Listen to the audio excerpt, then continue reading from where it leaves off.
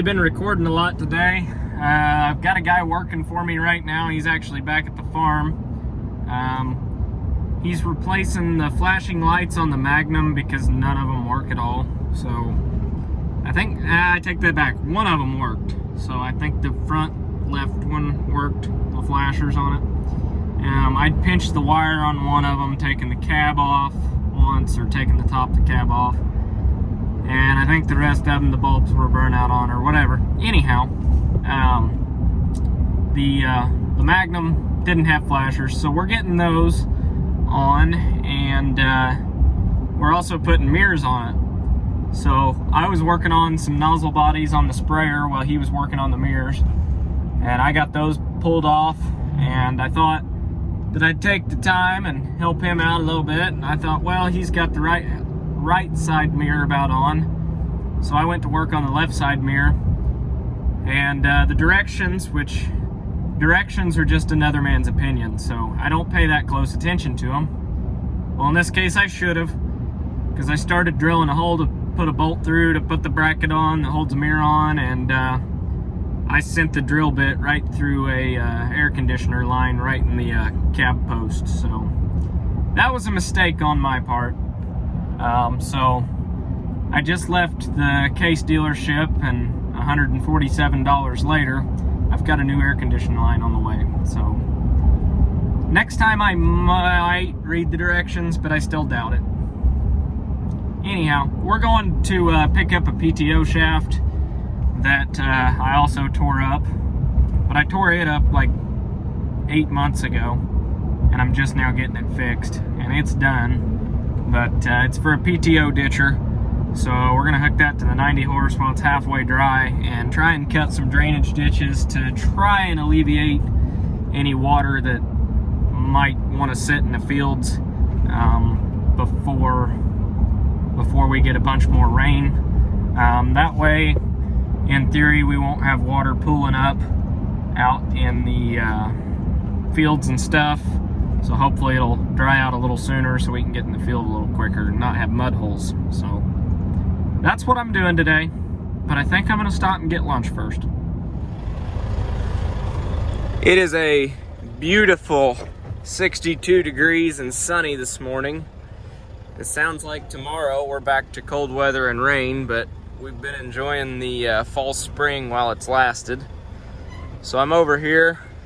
I'm gonna take a couple loads of corn today, get that sold, and then I think we're gonna hook onto the PTO ditcher and try and get some fields drained that drain pretty poorly before we get this rain. I wanna make sure that I've got water flowing in the right direction. That rain will be a good test of that. That way, hopefully those fields don't pool up with water and they'll dry out a little quicker this spring. I'll probably have to re-ditch them after I plant them, but if it'll get me in a week earlier, just because there's not slough holes, it's worth doing. And, you know, a lot of times I've got to plant around spots and then come back in and do them later. This way, hopefully, I won't have to do that. So we'll get this rig loaded and we'll get back on the road.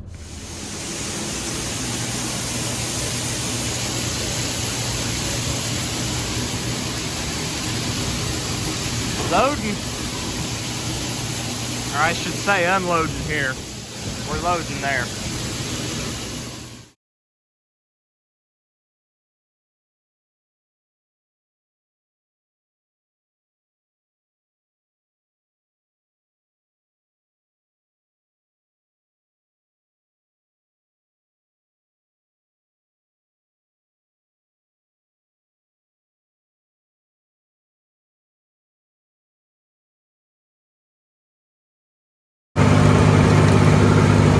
So what we're doing today, this is a really flat creek bottom. I've got him leveling up some rough spots and picking up driftwood with the Steiger. I don't know if you can see it there. And what I'm doing is cutting PTO ditches. These are just drainage ditches. This thing spins about 100 miles an hour and just flings mud and dirt. And there's a creek right there, so we're just doing it. I'm kind of eyeballing it, trying to make grade and getting the water to run out of the field. So that's what I'm doing.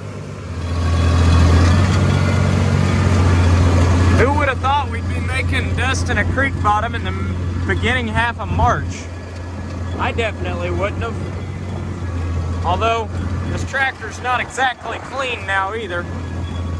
That's the idea of this creek bottom ground. If you can get the water off of it, it'll dry out pretty quick. But if you don't, it can be quite the freaking mess down here. That reel disc's doing a really good job though. I would definitely plant into this seed bed. Getting after it.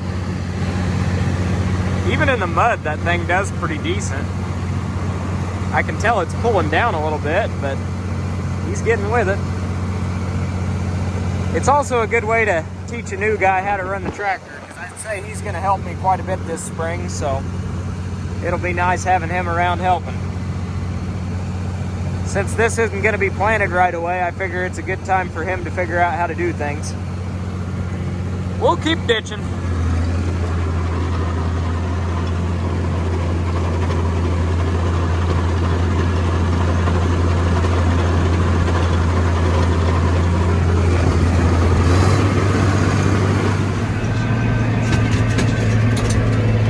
I think that I've got this tool set where I'm happy with the job it's doing leveling.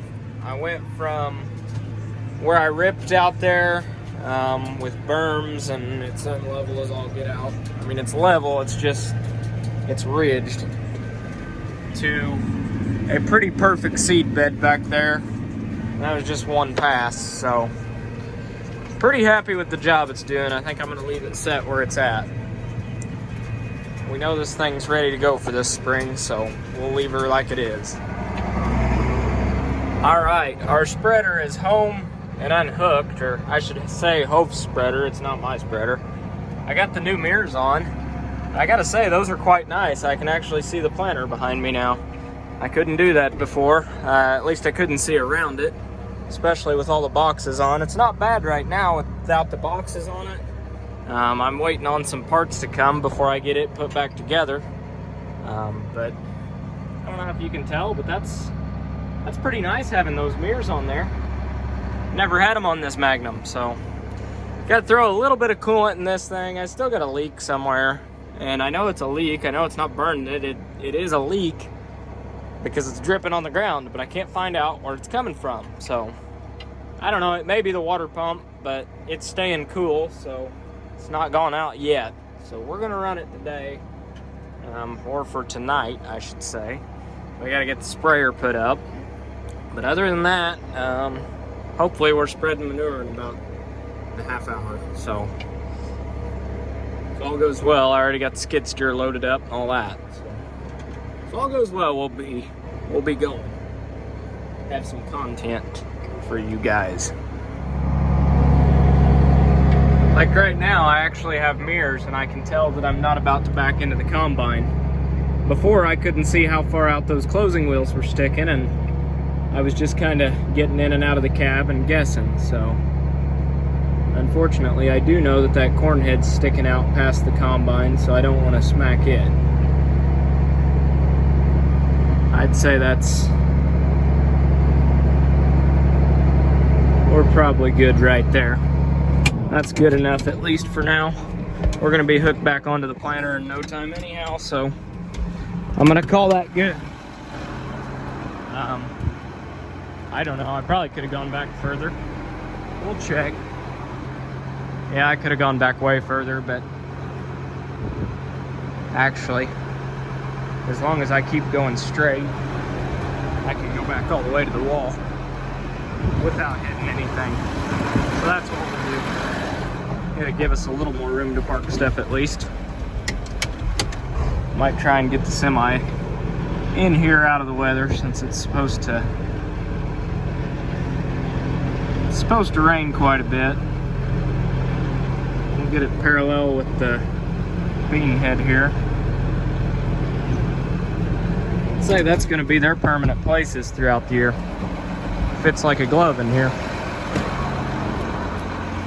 Good enough for me. Time for the jack. All right, so we're unhooked from that. Made sure to get all the cables and hydraulic hoses. That would get expensive if you didn't. So we're gonna fold the sprayer up real quick, park it in there, park the semi in there, and then I think we'll be ready to roll. Of course, I keep saying that. Who knows when we really will be.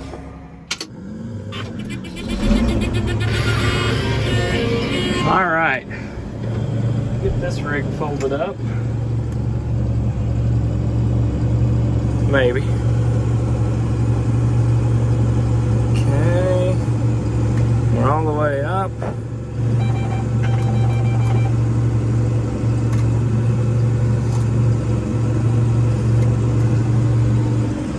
Get these folded in. I'm a little bit hot right now. It's almost 70 degrees today. It's like 68 or 69 out, so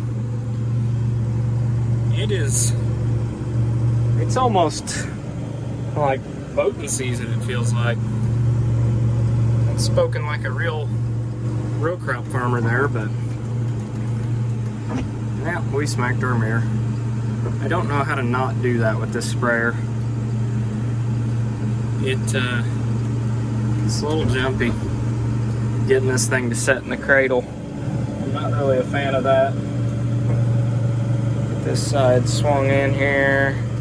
Slow down, slow down. See how jumpy it is? I don't like that.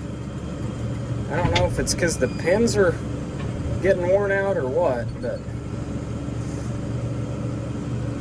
I'm not a fan.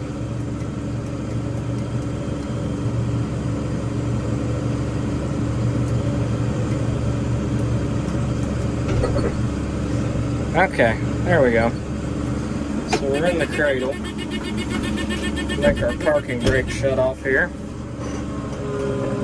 And we're ready to go to the shed. This needs to shut off. That's off. And that'll shut off when we shut the sprayer off, so.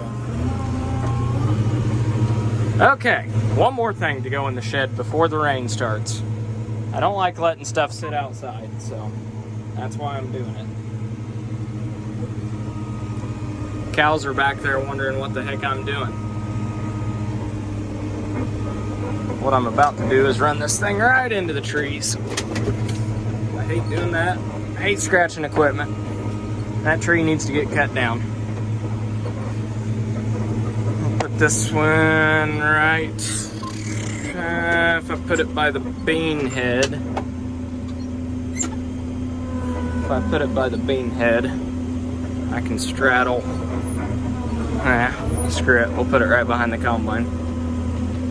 Decisions. It's like musical chairs with equipment.